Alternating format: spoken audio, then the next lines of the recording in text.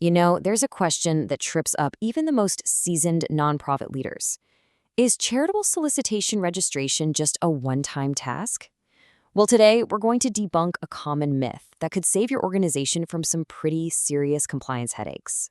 Welcome back to our multi-state fundraising compliance series, where we try to simplify these complex topics for nonprofit leaders and their finance teams. This explainer, as always, is brought to you by Ironwood Registrations. All right, let's dive right in by tackling a really common and honestly, a potentially costly misunderstanding. And that's the myth that registration is a one and done kind of deal. But is it really that simple? So many leaders ask this exact question. But, more often than not, they just assume the answer is yes. They think, okay, we're registered, the filing's approved, so we're all set. But is that actually the case? So, on one side, you have the assumption, register once and you're good to go. But the reality? Well, it's a completely different story. It's really an ongoing cycle of annual renewals and reporting. And that distinction, that's the most crucial point of our entire discussion today. So, if it's not a one-time thing, what is it? Simply put, it's an annual obligation. And understanding the reality of these yearly renewals is absolutely key to keeping your organization in good standing. So what does an annual renewal actually involve? I can tell you it's a lot more than just checking a box.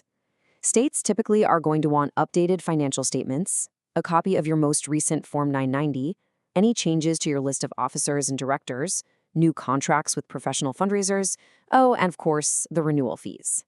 This just means compliance isn't static. You have to actively maintain it every single year. And here's where things get even more complex. There's no single, unified, national system for any of this. Nope. Every single state operates with its own set of rules, its own timeline, and its own requirements.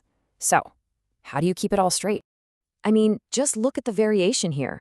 State A might want your renewal 4 months after your fiscal year ends. State B ties its deadline to your Form 990, and then you have State C with just a fixed calendar date. On top of all that, their thresholds for requiring a formal audit are all over the map. Managing this across multiple states becomes a huge coordination challenge, and fast. So, this all leads to a really critical question. What happens if you miss one of these deadlines? The answer might surprise you, and it can directly impact your ability to even operate. The fallout from non-compliance is no joke. I mean, we're talking about late fees and penalties for sure, but it can escalate all the way to a full suspension of your registration. Your organization could end up on a public list of delinquent charities. Talk about damaging donor trust. And you might find you can't prove you're in good standing for grants or contracts. But there's one consequence that really stands out above all the others. And this is it, the requirement to cease solicitation. This is without a doubt the most direct and damaging outcome. It means your fundraising has to stop, dead in its tracks, in that state. For any development team, that is the absolute worst-case scenario. As your fundraising footprint grows, this whole compliance challenge just gets bigger and bigger.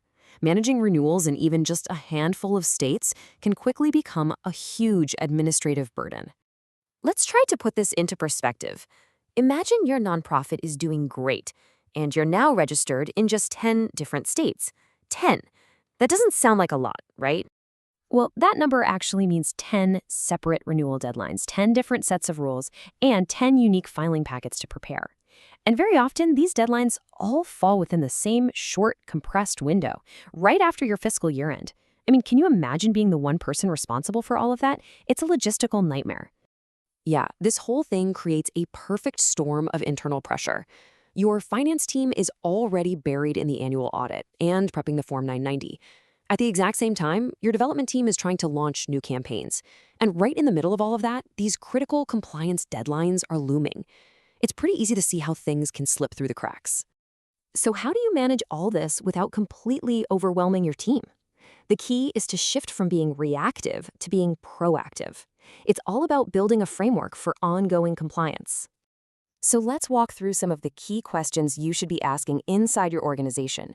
Do you have a centralized calendar for all your renewal deadlines? Is it crystal clear who on your team is responsible for these filings? Are you actively tracking the different audit thresholds for each state? And, super important, are you documenting your compliance status for the board? This isn't just about paperwork. It's a fundamental piece of good governance. So, the crucial takeaway here is this. You have to treat charitable registration as an ongoing governance system, not a one-off transactional event. It really should be integrated into your annual operational cycles, just like your audit or your budget process. If you take away just one thing from this explainer, please let it be this. Charitable solicitation registration isn't a finish line. It's a continuous journey of annual renewals and constant monitoring to make sure your organization can fundraise without any interruptions. Want to dive a little deeper? For more in-depth compliance guides and some great educational resources on this and other multi-state fundraising topics, make sure to visit ironwoodregistrations.com.